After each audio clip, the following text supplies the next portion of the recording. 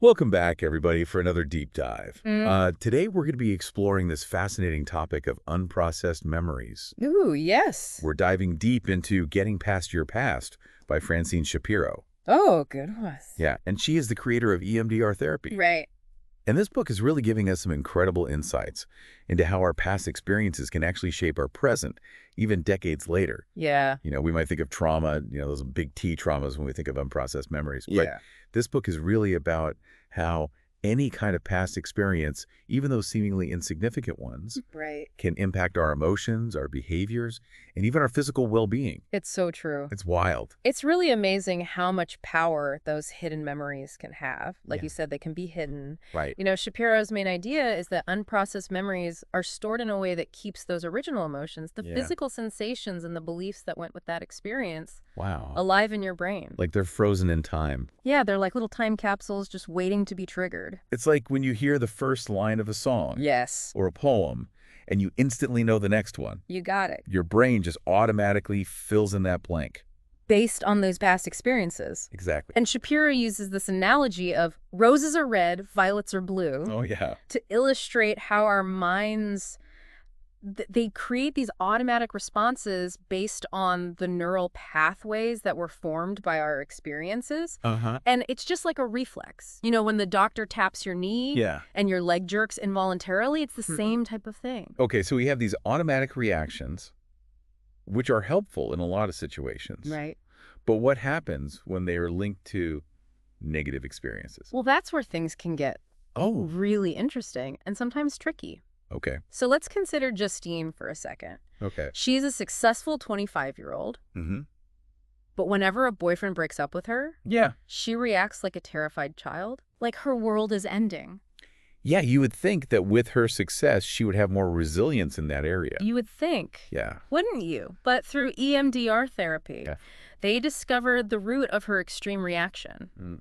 Turns out she had a traumatic experience during a childhood storm Okay. where she felt totally alone and abandoned. Oh, no. And now her brain associates breakups with those same feelings of danger and abandonment. Wow. That is so powerful to see how those unprocessed memories can impact us even years later. Absolutely. And it's not just those big T traumas either. Right. Shapiro says even those smaller events from childhood can stick with us, Mm-hmm. especially if they overwhelmed our brain's processing power at the time. Like it was too much to handle. Exactly. Listen. And we have another great example with Ben. Okay. Now, he is a successful businessman, Mm-hmm. but he would get crippled by anxiety during presentations. Oh, wow. He had no conscious memory of why he felt that way. Really? But through EMDR therapy, he uncovered memories of being humiliated as a child, Oh, wow. like in school. Oh, that makes sense. Yeah, so those feelings of inadequacy and that fear of judgment he was experiencing, Yeah. they were actually tied back to those childhood humiliations. That is so interesting how those connections work. It is. Wow. And Shapiro calls these pivotal early experiences touchstone memories. Touchstone memories. Yeah, and they can really shape our negative beliefs Yeah. and reactions for years and sometimes even a lifetime. Wow. And here's the thing. Yeah. These unprocessed memories can manifest in so many different ways. Uh-huh. They can be irrational fears, Yeah. relationship problems, Sure. performance anxiety, Of course. even physical symptoms. Really. You might be surprised how many things could be connected back to these seemingly forgotten moments. It's like our past is casting a shadow over our present without us even realizing it. That's a great way to put it. Yeah. And that's where EMDR therapy can come in. It helps reprocess these memories and integrate them with adaptive information so they no longer trigger those negative reactions. So it's like taking those little time capsules we talked about and updating the contents Exactly. with a more balanced and realistic perspective. You got it. I like that. Okay, so EMDR is kind of like hitting the refresh button on those old memories. Yes.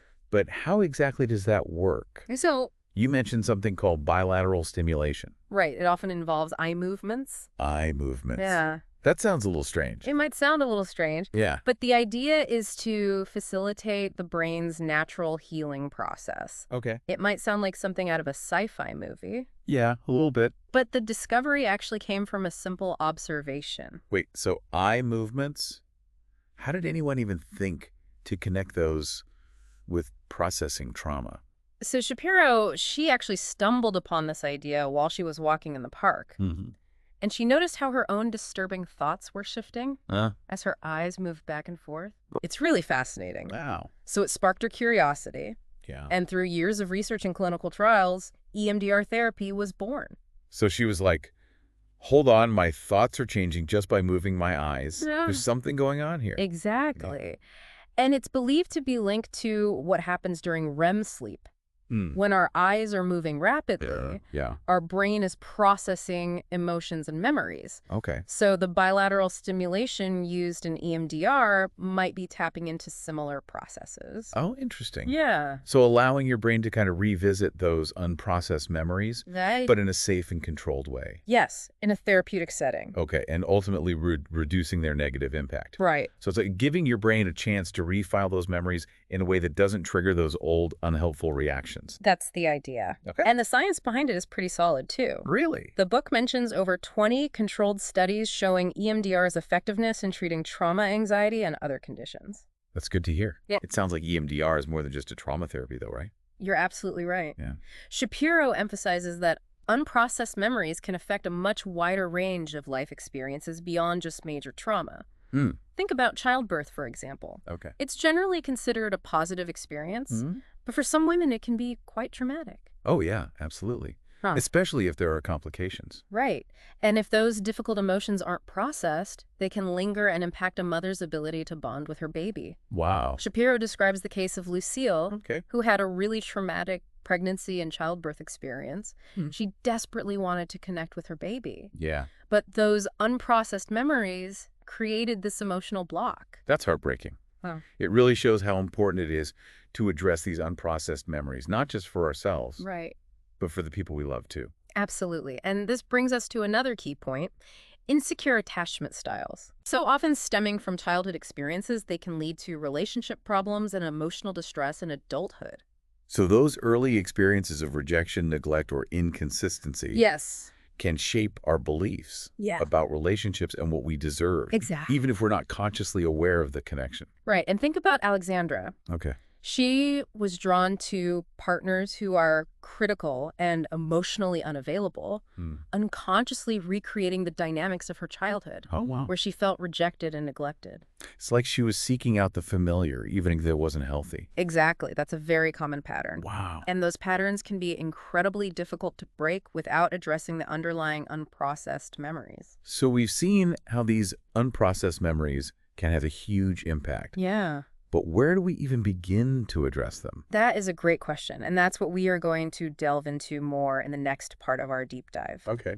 So we are going to explore how those unprocessed memories impact specific areas of life, like relationships, career, even physical health.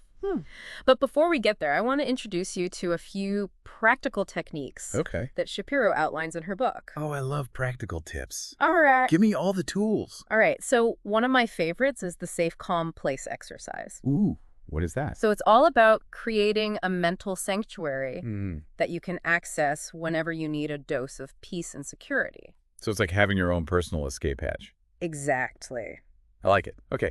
What else is in Shapiro's toolbox? Another great one is the breathing shift technique. Okay. It uses deep breaths to calm your nervous system and shift you out of those negative emotional states. It's so simple, yet so powerful. It is. I know I often forget to breathe when I'm stressed. We all do. Yeah. And there are even more techniques, like visualizing a cartoon character to help manage your negative self-talk, or using a water hose or a wet eraser imagery to dispel those intrusive thoughts. Wow, these sound really helpful. They are. It's like having a first aid kit for your emotional well-being. I love that analogy. Yeah. These techniques can really help you regain a sense of control and start to shift those old patterns, even before diving into therapy. So even if we're not ready to explore EMDR, we can still start to address the impact of unprocessed memories in our lives. Absolutely. That's empowering to know that we have some agency in this process. You do. Well, before we jump into all of that, let's take a quick recap of what we've covered so far. All right. So we've talked about how even those seemingly small events from your past can have a big impact on how you react to things today. Yes. It's like those early experiences created a blueprint that your brain is still referencing, even if it's outdated and no longer serving you. Interesting. Yeah. And the good news is that through therapies like EMDR and simple self-help techniques, you can actually start to rewrite that blueprint. Yes. And create a new, more empowering narrative for yourself. I love that. Yeah. So true. All right, so that's it for part 1 of our deep dive into getting past your past. All right. We'll be back soon with part 2, where we'll explore those unprocessed memories can impact specific areas of your life, like your relationships. We'll get into the nitty-gritty. Yes, we will. I'm excited. Me too. See you then. Bye. Welcome back to our deep dive.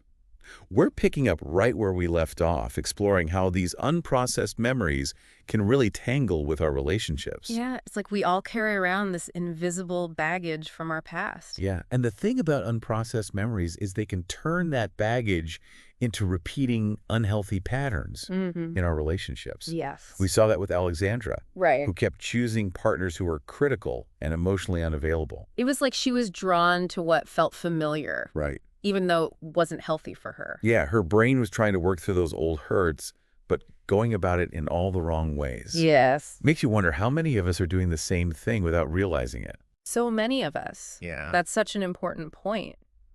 We often aren't even aware of how those past experiences are shaping our choices and behaviors in the present. Right. And Shapiro highlights a similar pattern with Lucille. Remember her?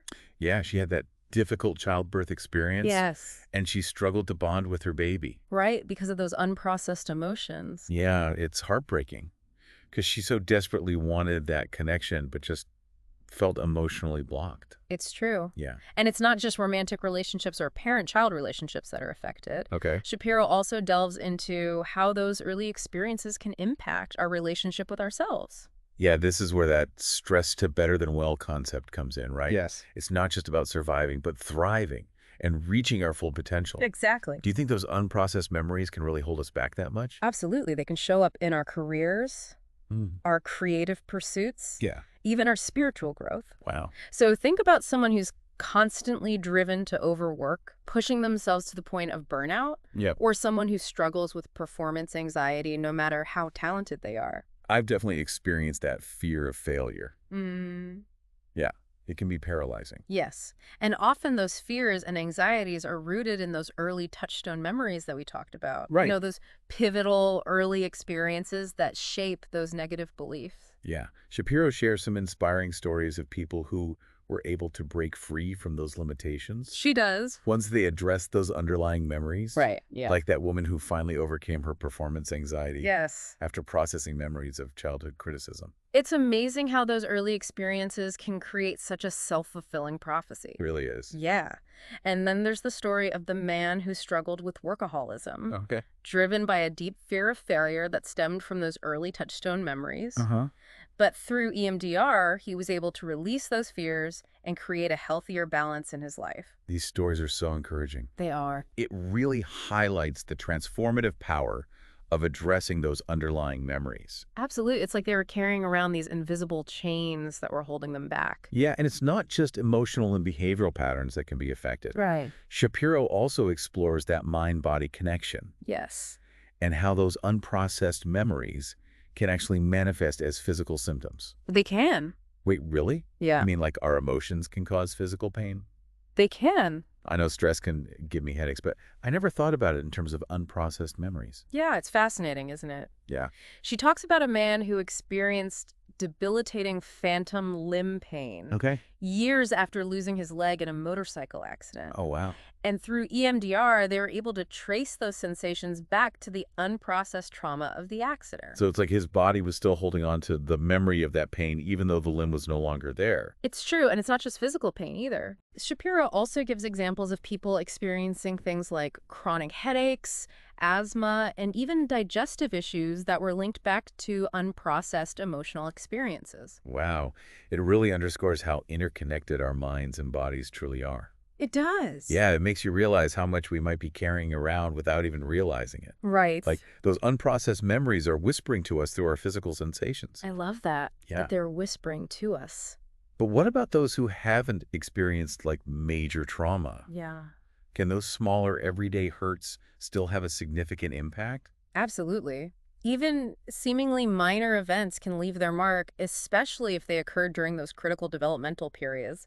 Okay. Think about those moments in childhood where you felt embarrassed, rejected, or powerless. Oh, I definitely have a few of those tucked away in my memory bank. We all do. Yeah, And while we might not consciously remember those events in detail, right. the emotional imprint can linger in our nervous system, and it influences how we perceive ourselves and the world around us. Okay. It's like those experiences create a filter through which we view our present experiences. That makes sense. It's like those early hurts can make us more sensitive to certain triggers in our adult lives. Exactly. For example, someone who was constantly criticized as a child might be more likely to take feedback personally or feel threatened in situations where they feel judged. So it's like they're reliving those childhood experiences in their adult relationships and interactions. They are. Wow. And this can lead to a whole cascade of negative thoughts, feelings, and behaviors that can really impact our quality of life. Yeah. But here's the hopeful part. Okay. Once we become aware of these patterns, we can start to change them. That's empowering.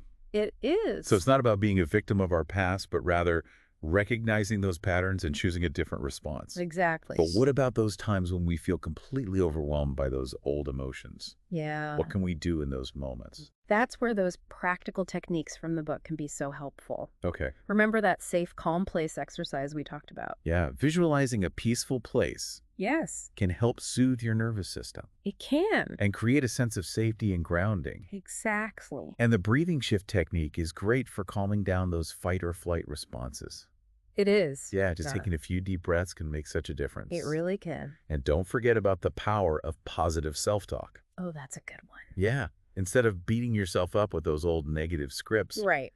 try to counter them with more compassionate and encouraging messages. Yes, it's like retraining your brain to focus on the positive instead of getting stuck in those old ruts. Exactly. And remember, healing is a process, not a destination. There will be times when those old patterns resurface. Right. But the more you practice these techniques, the more equipped you'll be to navigate those challenges with grace and resilience. So we've seen how these unprocessed memories can impact our relationships with others and ourselves, even manifesting as physical symptoms. We have. But where do we go from here? Yeah. How can we use this understanding to create a more positive and fulfilling life? Such a good question. And that's what we'll explore in the final part of our deep dive. Okay. It's all about moving from surviving to thriving. Ooh, I like that. We'll delve into the bigger picture, Okay. how understanding unprocessed memories can foster compassion, not just for ourselves, but for others as well. And we'll explore some inspiring stories of healing and transformation that will leave you feeling hopeful and empowered. Welcome back to our deep dive. Yeah. It's been quite a journey exploring this world of unprocessed memories. It has, really has. Yeah, we've explored how those past experiences can really ripple through our lives, influencing our relationships, our behaviors, even our physical well-being. It's like we've been peeling back the layers of an onion, Yeah. revealing the hidden complexities of the mind. And, it would be easy to feel overwhelmed by all of this. Right.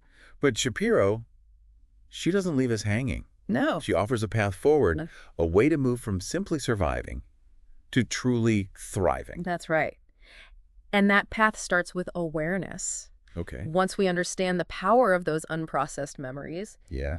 we can begin to recognize their influence in our lives. Right. We can start to see those seemingly irrational fears, anxieties, and behaviors as echoes of the past. Like suddenly realizing that those roses are red, violets are blue reactions Exactly. aren't just random quirks. Yeah. They're actually signposts pointing back to those experiences that shaped our brains. That's a great way to put it. Yeah. And that awareness is key because Yeah. it gives us the power to choose a different response. Okay. We're no longer just reacting on autopilot. Great. We can pause, observe those thoughts and feelings, and make a conscious choice about how we want to move forward. So it's not about erasing the past, but rather reframing it. Exactly. It's about integrating those past experiences into a more balanced and realistic understanding of ourselves. And that's where those practical techniques from the book come in. They're like tools you can use to manage stress, Yeah. shift those negative emotions, and break free from those unhealthy patterns. We talked about the safe, calm place and the breathing shift. Yes. But there are so many more. There are. It's like having a whole toolkit for emotional well-being. It is a whole toolkit. Shapiro even includes specific techniques for managing anger, improving communication, Oh, wow. and enhancing performance. It's amazing to think that we have so much more control than we often realize. We do. We really do. And remember, healing isn't a one-time event. It's a journey of self-discovery and growth. Yeah. And there will inevitably be bumps in the road, Of course. moments when those old patterns resurface. Right. But that's okay. It's all part of the process. Yeah, I think that's an important point. Yeah. It's not about striving for perfection, but rather approaching those challenges with self-compassion and a willingness to learn and grow. Exactly. And each time we face those challenges and choose a healthier response, we strengthen our resilience and create lasting change. But this work isn't just about individual healing. No, it's not. It has ripple effects. That's what I found so fascinating about Shapiro's book. She talks about how understanding unprocessed memories can actually cultivate compassion. Yes. Not just for ourselves, but for others as well. It's true. When we recognize that those difficult people in our lives, those Yeah. who push our buttons, Right. they are often acting out of their own unprocessed pain, Yeah. we can approach them with more empathy and understanding. It's like taking a step back and realizing that we're all just doing the best we can with the blueprints we've been given. Exactly. And that realization can be incredibly liberating. It frees us from judgment and blame, Yeah, allowing us to connect with others on a deeper, more compassionate level. I like that. Shapiro shares some incredibly moving stories She does. about how this understanding has transformed relationships, families, and even communities. There's that powerful story about Donna, Yes. who found peace and acceptance in the face of terminal illness through EMDR. Beautiful story. It really shows that healing and growth are possible, even in the most difficult circumstances. Absolutely. Her story is a beautiful testament to the human spirit's resilience. Yeah. And there are so many more examples. Mm. The two brothers who found solace in each other's arms after surviving a devastating mudslide. Oh, wow. The couple who rebuilt their connection after facing trauma. Yeah. The countless individuals who broke free from addiction, anxiety, and fear. It's inspiring to see how understanding the power of unprocessed memories can create this ripple effect of compassion and healing that extends far beyond ourselves. It really is. And ultimately, that's what Shapiro's message boils down to. We all have the capacity to heal, to grow, and to create a more loving and compassionate world. It starts with understanding our own stories, Yeah. and then extending that understanding to others. Well, if you're feeling inspired to delve deeper into this work, I highly encourage you to check out Getting Past Your Past. Yes. Shapiro provides a wealth of information about EMDR therapy, practical techniques, and those inspiring stories of transformation. Absolutely. And remember, you don't have to do this alone. Right. There are therapists, support groups, and online resources available to help you on your journey. Thank you so much for joining us on this deep dive into the world of unprocessed memories. We hope you've gained some valuable insights and tools to help you on your journey of healing and growth. We do. And remember, the power to create a more fulfilling and meaningful life lies within you. Take those first steps and don't be afraid to ask for support along the way. That's great advice. Thanks for joining us, everyone. See you next time.